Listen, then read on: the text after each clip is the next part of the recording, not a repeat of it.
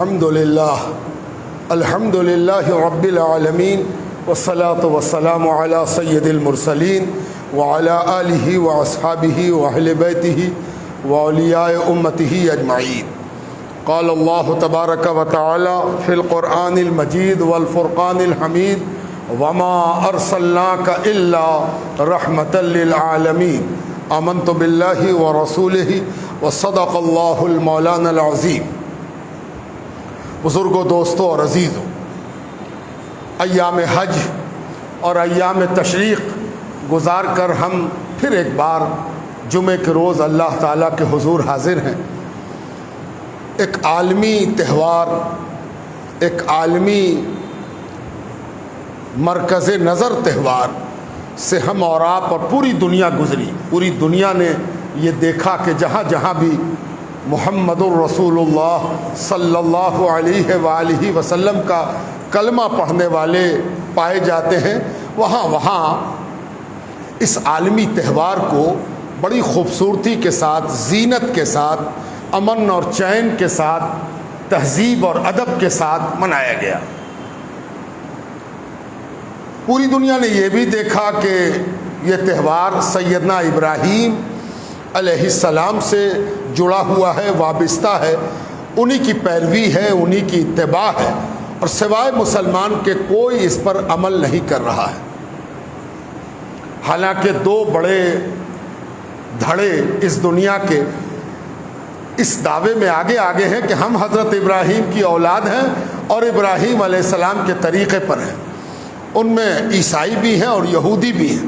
آپ جانتے ہیں کہ یہودیوں کے ہاں سب سے زیادہ اہمیت جن پیغمبروں کی ہے وہ پیغمبران بنی اسرائیل ہیں۔ بنی اسرائیل قرآن میں باضابطہ سورہ موجود ہے، سورہ بنی اسرائیل، اور یہ بنی اسرائیل کے جتنے پیغمبر ہیں سب حضرت ابراہیم علیہ السلام کی اولاد ہیں۔ لیکن آپ دیکھ رہے ہیں کہ ایک قسم کا سناٹا ہے، خاموشی ہے، ایک قسم کی لا علمی ہے، ایک کہیں ہم تو جان بوجھ کر انکار ہے، ایک ایسا انکار جو جانا بوجھا ہوا ہے، نادانی میں نہیں ہے، غفلت میں نہیں ہے، بلکہ پری پلان انکار ہے۔ وہ دنیا کی نظر میں سامنے آ گیا۔ کہنے کا مقصد کیا؟ آپ پوچھ سکتے ہیں کہ کہنے کا مقصد کیا ہے۔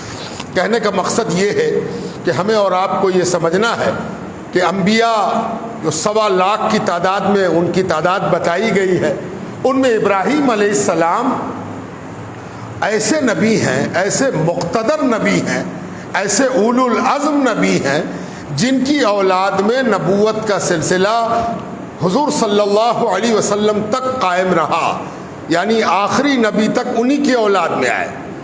دوسرے کوئی نبی ایسے نہیں ہوئے جن کی اولاد میں اس قدر نبی آئے ہوں سوائے حضرت آدم اور حضرت نوح اور اوپر کے انبیاء کو چھوڑ کر۔ باقی جتنے انبیاء آئے، حضرت ابراہیم کے زمانے میں بھی حضرت ہود علیہ السلام تھے، حضرت صالح علیہ السلام کا ذکر ملتا ہے، ان سب کی اولاد دنیا میں نبوت کے حوالے سے نہیں جانی جاتی۔ ایک نبی ہے حضرت ابراہیم علیہ السلام جن کی امت میں بنی اسرائیل کے نبی بھی آئے، انہی کی اولاد، اور بنی اسماعیل میں حضور صلی اللہ علیہ وسلم بھی انہی کی اولاد۔ اسی لیے حضرت ابراہیم کو ابو الانبیاء بھی کہا جاتا ہے، انبیاء کے باپ، انبیاء کے والد، یعنی اس کثرت سے انبیاء آپ کی اولاد میں آئے کہ آپ بھی ابو الانبیاء ہیں۔ ایک ابو الانبیاء تو حضرت آدم ہے کہ جتنے نبی آئے سب کے سب سیدنا آدم علیہ السلام کی اولاد میں، اور دوسرے ابو الانبیاء کون ہے؟ سیدنا ابراہیم علیہ السلام، کہ حضرت آدم کی اکثر اولاد جو نبی ہوئی وہ حضرت ابراہیم کی اولاد میں ہوئی، اور حضرت ابراہیم کے طریقے پر ان کے بعد کے سارے پیغمبر بلاتے رہے، آؤ ابراہیم کی راہ پر، آؤ ابراہیم کے طریقے پر، آؤ ابراہیم کی روش پر، آؤ ابراہیم کے اسکول آف تھاؤٹ پر، آؤ ابراہیم کے طریقہ کار پر۔ لیکن آج آپ دیکھ رہے ہیں کہ جتنے کو یہ دعویٰ ہے وہ سب غافل ہیں، سوائے اس کے جو محمد الرسول اللہ صلی اللہ علیہ وسلم کا کلمہ پڑھ رہا ہے۔ اب ایک بڑا اہم سوال ہے کہ حضور صلی اللہ علیہ وسلم نے اپنی امت کو اور اپنی شریعت میں حضرت ابراہیم پر اتنا فوکس کیوں کیا؟ آخر وہ کیا وجہ ہے کہ حضرت ابراہیم پر اتنی توجہ دی گئی؟ ذرا توجہ پر ایک نظر بھی ڈال لیں کہ کیا کیا توجہ دی گئی، تو پھر آگے بات کو بڑھائیں۔ مثلا سب سے جو بنیادی چیز ہے وہ یہ ہے کہ لا الہ الا اللہ وحدہ لا شریک لہ، یہ حضرت ابراہیم کا وہ کلمہ ہے جو انہوں نے اپنے پیشرو انبیاء سے دنیا کو دیا ہے، اور یہی کلمہ اسلام کا بنیادی کلمہ ہے۔ لا الہ الا اللہ وحدہ لا شریک لہ لہ الملک ولہ الحمد یحیی ویمیت وہو حی لا یموت بیدہ الخیر وہو علی کل شیء قدیر، یعنی پروردگار کی جو وحدانیت ہے، اس کا لا شریک ہونا ہے، یہ حضرت ابراہیم کا بنیادی سبق ہے جو اسلام کا بنیادی عنصر ہے۔ یہ ایک رشتہ حضرت ابراہیم سے ہمارا۔ دوسرے حضرت ابراہیم کے ماننے کے دعوے دار لا الہ الا اللہ پر اس فوکس کے ساتھ دنیا میں نظر نہیں آتے۔ اگر وہ یہ کہہ بھی دے کہ ہم بھی خدا کو ایک مانتے ہیں، تو ان کا ایک ماننا اس طرح سورج کی طرح روشن نہیں ہے جیسا ایک مسلمان کے یہاں روشن ہے، کہ ایک مسلمان سے بنیادی بات پوچھی جائے تو مسلمان ہو، تمہارا بنیادی کلمہ کیا ہے؟ تو ایک معمولی مسلمان بھی کہے گا لا الہ الا اللہ۔ لیکن اگر یہ ان دونوں سے پوچھ دیا جائے تو ان کے یہاں اس کلمے کو وہ معنویت اور وہ بنیاد حاصل نہیں ہے جو اسلام میں حاصل ہے۔ اب دوسری بات کہ ہمارے ایک ایک مسلمان کو جہاں نبی کا نام آیا صلی اللہ علیہ وآلہ وسلم اور پوچھا گیا کہ یہ ہے کیا، تو یہ درود ہے۔ درود کی اہمیت کیا ہے کہ بغیر اس کے نماز مکمل نہیں ہوتی۔ تو درود میں کیا پڑھتے ہو؟ اللہم صلی علی محمد وعلی آل محمد کما صلیت علی ابراہیم وعلی آل ابراہیم انک حمید مجید، یعنی درود پڑھنا ہر مسلمان کا ایک ایمانی شعار ہے، ایمانی پہچان ہے، ایمانی دلیل ہے، مسلمان کا سہاگ ہے، مسلمان کی عزت ہے، مسلمان کا ناموس ہے اس کے نبی پر درود۔ اور درود کا سب سے معتبر صیغہ وہی ہے جو نبی نے سکھایا ہے، کہ پوچھا گیا کہ درود کیسے بھیجے تو نبی نے الفاظ سکھائے، ایسے بھیجو اللہم صلی علی محمد وعلی آل محمد کما صلیت علی ابراہیم وعلی آل ابراہیم۔ یعنی ایک مسلمان جب جب اپنے نبی کو یاد کرے گا وہ حضرت ابراہیم کو بھولا نہیں سکتا ہے۔ اس کے نبی نے ابو الانبیاء سے اس کا رشتہ اتنا کس کے باندھا ہے کہ دنیا کی کوئی طاقت نہیں ہے جو اس گرہ کو کھول دے جو اللہ کے حکم سے نبی نے لگائی ہے۔ یہ دوسرا ہمارا تعلق ہے حضرت ابراہیم سے، کہ جتنے بار ہم اپنے نبی کو یاد کرتے ہیں بغیر حضرت ابراہیم کو یاد کیے نہیں کرتے ہیں، ہے نا۔ اب تیسرا رشتہ کہ مسلمانوں کے جو بنیادی شعار ہیں اس میں ہے نماز، روزہ، زکوٰۃ اور حج۔ توحید پر تو بات ہو چکی، اب یہ جو چار بچے نماز، روزہ، زکوٰۃ، حج، اس میں ایک بنیادی چیز آئی حج۔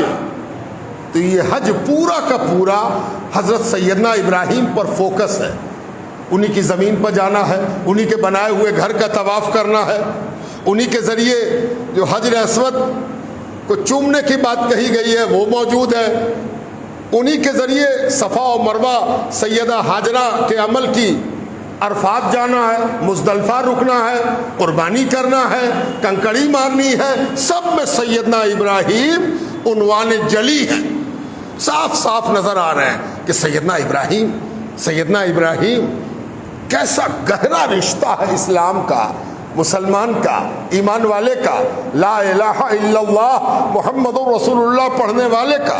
ممکن ہے کہ کوئی کہے کہ حج تو 1% آدمی کرتا ہے، اور نہیں کرتا تو 99 ترستا تو ہے۔ تو یہ ترسنا بھی ایک تعلق کی دلیل ہے، یہ ہوس، یہ خواہش، یہ تمنا یہ تڑپ، یہ بے چینی، یہ بتا رہی ہے کہ سیدنا ابراہیم سے ہمارا تعلق کیا ہے، چاہے ہم جا سکے ہو یا نہیں جا سکے ہو۔ اچھا نہیں جا سکے تو کیا ہوا، یہ عید الاضحیٰ کی نماز، یہ یہاں کی گئی قربانی، یہ کیا ہے؟ یہ ایام تشریق میں 9 تاریخ کو فجر کی نماز سے لے کے 13 تاریخ عصر تک اللہ اکبر اللہ اکبر لا الہ الا اللہ واللہ اکبر اللہ اکبر وللہ الحمد پڑھنا کیا ہے؟ سب سیدنا ابراہیم سے ہمارے تعلق کو مضبوط بنا رہا ہے، تعلق کو بامانہ کر رہا ہے، تعلق کو میننگ فل کر رہا ہے۔ یہ حضرت ابراہیم سے ہمارا تعلق ہے۔ اب ان سب تعلق پر اگر آپ نظر ڈالیں گے تو اس کے علاوہ بھی کچھ تعلق ہیں۔ اتنے تعلقات ہیں ایک مسلمان کے اسلام کے دینی فلسفے کے حضرت ابراہیم سے، اتنا گہرا، گھنا، مضبوط، اٹوٹ رشتہ ہے کہ کوئی مسلمان ہو سیدنا ابراہیم کا عملی تعلق اس سے نہ ہو، یہ ہو ہی نہیں سکتا۔ ایک بات اور یاد رہے کہ ہمارا تعلق صرف اعتقادی نہیں ہے، بلکہ ہمارا تعلق حضرت ابراہیم سے عملی بھی ہے۔ میں نے آپ سے عرض کیا کہ بہت سارے عمل ہمارے ہاں ایسے ہیں جو سیدنا ابراہیم سے منقول ہیں، انہی کی نقل میں کیے جاتے ہیں، انہی کی اتباع میں کیے جاتے ہیں۔ وہ آپ نے دیکھا ہوگا کہ حدیث پاک پڑھی جاتی ہے جمعہ کے خطبے میں، آپ نے سنا ہوگا کہ ایک صحابی رسول نے حضور صلی اللہ علیہ وسلم سے پوچھا، یا رسول اللہ یہ قربانی کیا ہے؟ یہ قربانی کیا چیز ہے؟ یہ ذبح کرنا یہ کیا چیز ہے؟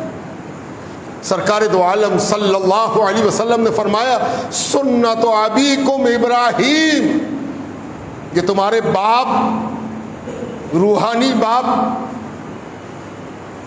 کی سنت ہے، یہ انہی کا طریقہ ہے، سیدنا ابراہیم علیہ السلام کا طریقہ ہے۔ اس سے پتہ چلا کہ ہمارا بحیثیت مسلمان عملی شجرہ، عملی جینیولوجی حضرت سیدنا ابراہیم سے جا ملتی ہے نا۔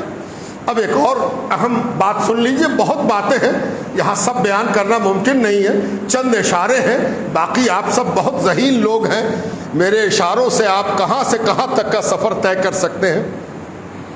جب بھی آپ کو احساس ہو کہ آپ کے نبی سید الانبیاء ہیں، نبیوں کے سردار ہیں، ہے نا، اور آپ کے معاشرے میں آپ کے درمیان کے ایک زبردست عالم نے ایک بات کہہ دی تھی کہ آنچ خوبا ہمہ دارند تو تنہا داری، سارے نبیوں کے اندر جو صفات پائی جاتی ہیں، ہر نبی جس گن کا گنی ہے، جو وشیشتا کسی نبی میں پائی جاتی ہے، ہر نبی گن والا ہے، ہر نبی صفت والا ہے، ہر نبی خصوصیت والا ہے، لیکن وہ ساری خصوصیتیں جس نبی کے اندر اکیلے پائی جاتی ہیں اس کا نام محمد رسول اللہ صلی اللہ علیہ وسلم ہے۔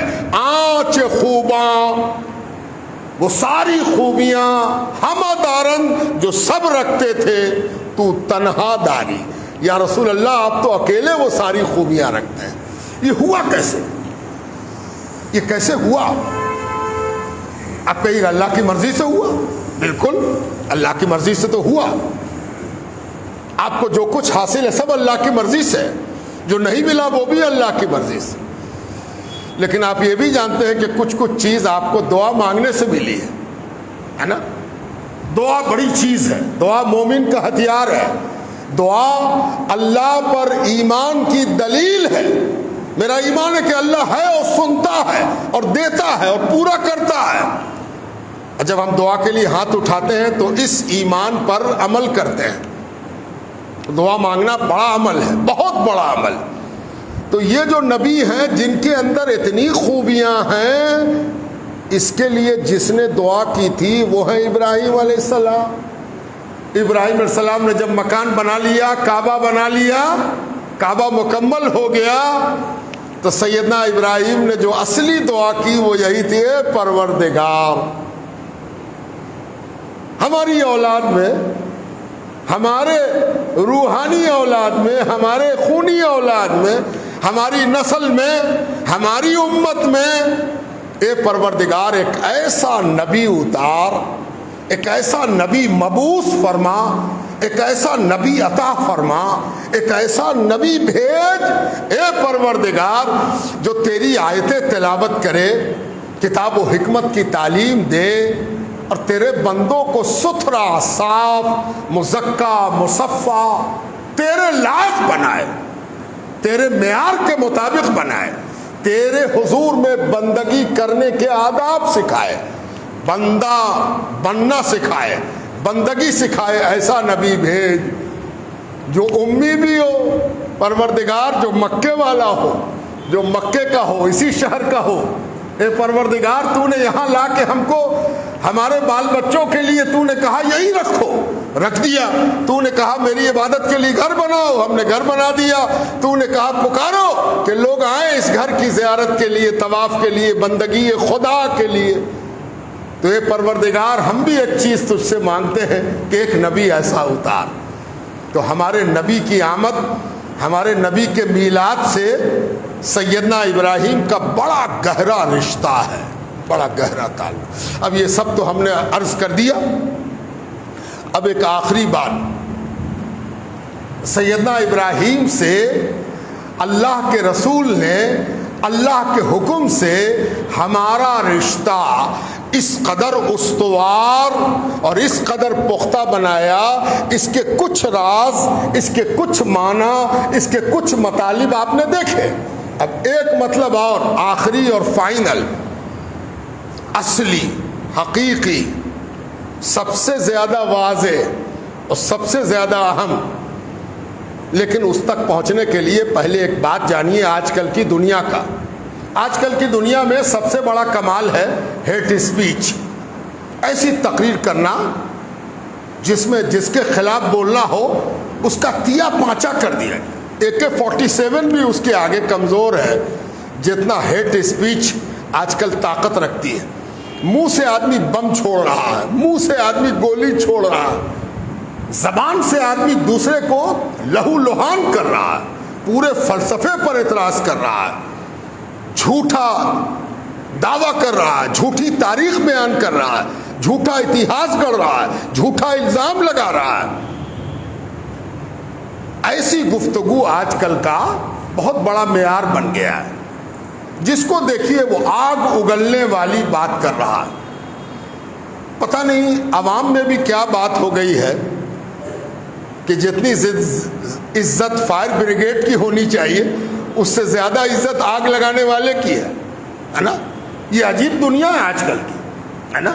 ایک آدمی فائر بریگیڈ کے آفس کو کہے کہ دیکھیے نہیں بڑی قیمتی جگہ ہے، بڑی اچھی جگہ ہے، کہ چھوڑیے دیکھیے نہیں یہ آگ لگانے والی جگہ، آپ کیا کہنا، واہ واہ واہ واہ، یہی آگ لگاتے ہیں۔ یہ حیرت کی بات ہے کہ دنیا میں کچھ لوگ آج کل آگ لگانے والے کو ہی بہت عزت دیتے ہیں، سیلوٹ کرتے ہیں۔ بہت مقبول آدمی ہے وہ جو آگ لگاتا ہو، جو منہ سے آگ لگاتا ہو، جو اپنی بات سے آگ لگاتا ہو۔ ایک بات اور یاد رکھیے کہ اس کی کمی کسی معاشرے میں کمی نہیں ہے۔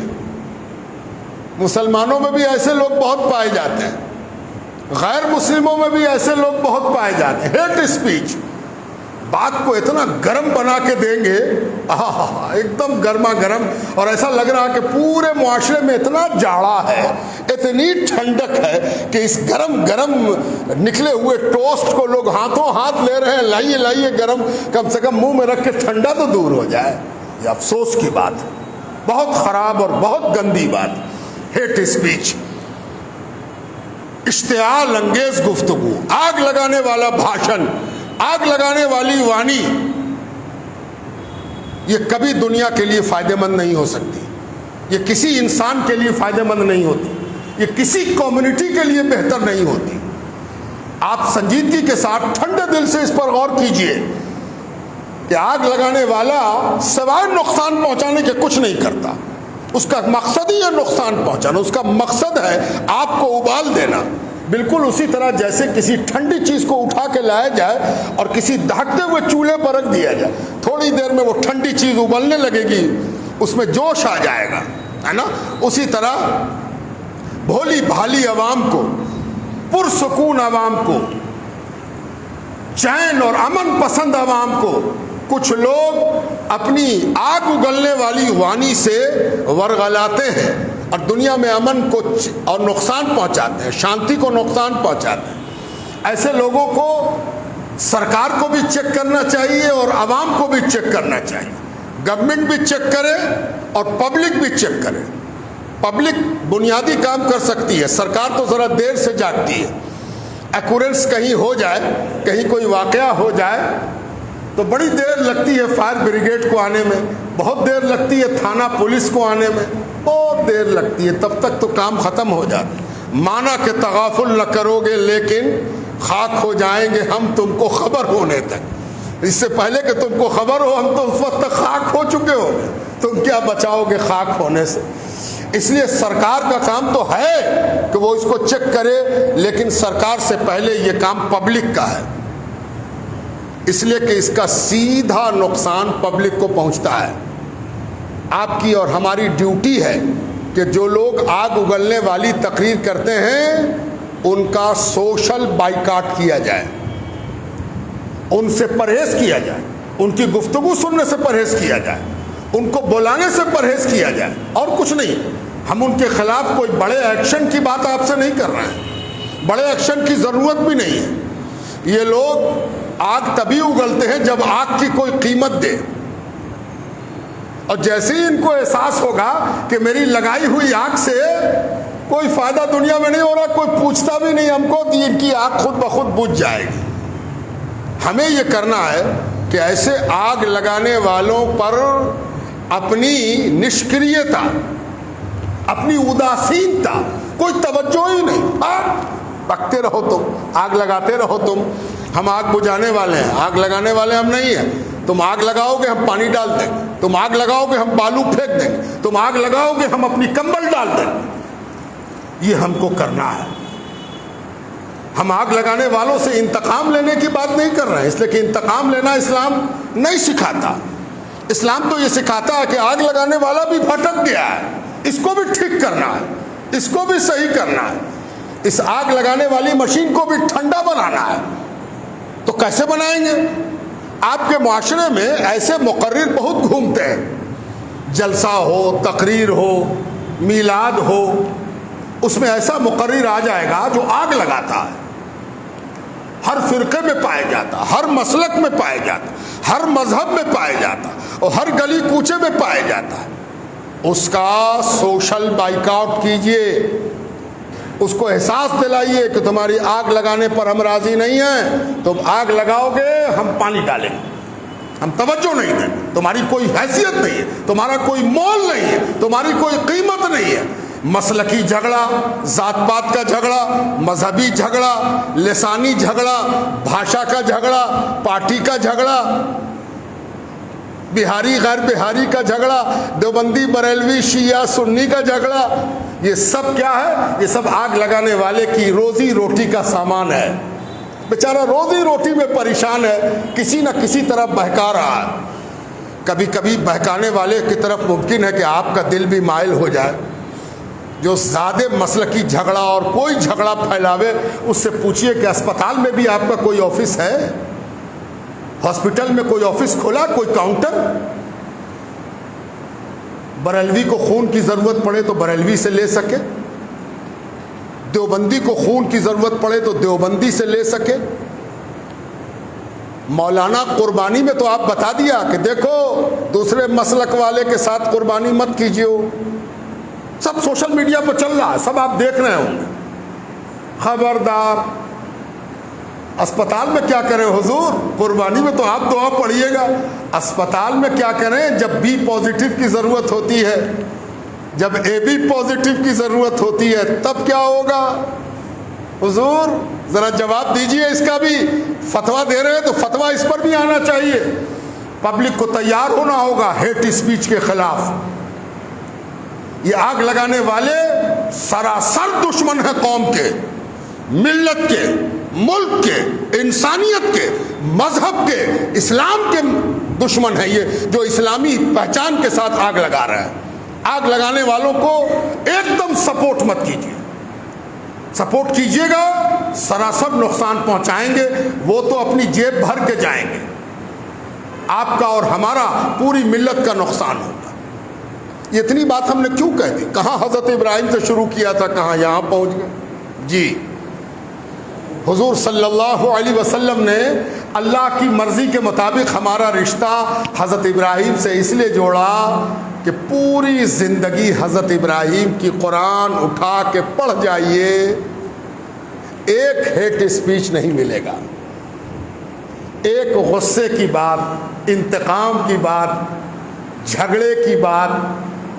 انتہا یہ کہ حضرت ابراہیم کی مثالیں آئندہ جمعے کو ہم آپ کو دیں گے، وہ مثالیں موجود ہیں جس میں کہا جا رہا ہے کہ تم اگر ان خداؤں کو نہیں مانو گے تو تم کو گھر سے نکال دیں گے، پریشان کر دیں گے، عذاب میں مبتلا کر دیں گے، بے عزت کریں گے، ذلت والا بنا دیں گے۔ کس سے کہا جا رہا؟ نبی سے کہا جا رہا۔ تو نبی کیا کہے گا؟ ہے نا، تھوڑی دیر کے لیے ہم کو پاور آ جائے، طاقت آ جائے میرے اندر، چاہے سمویدھان کی شکتی سے آئے، چاہے مال و دولت سے آ جائے، تو ہم اتنا برداشت کریں گے؟ کوئی ایسے کہہ دے، ارے باپ، تب تو کھال کھینچ دیں گے، کھال کھینچو اس کی، کھال کھینچ ڈالو اس کی۔ اور سیدنا ابراہیم ایسے بولنے والے کو کہہ رہے ہیں اللہ سے تمہارے لیے معافی مانگیں گے، اللہ سے امید ہے کہ وہ تم کو معاف کر دے گا، اور تم ایک دن حقیقت سمجھ جاؤ گے، تم ایک دن سچائی سمجھ جاؤ گے۔ حضرت ابراہیم کو آگ میں ڈالا گیا، لیکن حضرت ابراہیم نے کسی کو آگ میں نہیں ڈالا، ہے نا۔ تو سیدنا ابراہیم سے ہمارا رشتہ اسی لیے مضبوط بنایا گیا تھا کہ زمانہ آگ برسائے گا، تم کو پانی برسانا، پانی برسانے والی قوم بنو۔ آگ کے بدلے آگ برسا کے تم اپنے لیے بھی آگ پیدا کر لو گے، پوری دنیا آگ سے بھر جائے گی۔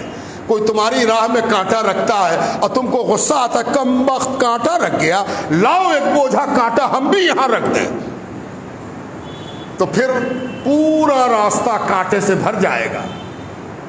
دین ابراہیمی یہ ہے کہ راہ میں رکھا ہوا کانٹا احتیاط سے بٹورا، قاعدے سے اٹھایا، دور جا کے پھینک آئے تاکہ ہم بھی چل سکیں، کانٹا بچھانے والا بھی چل سکے۔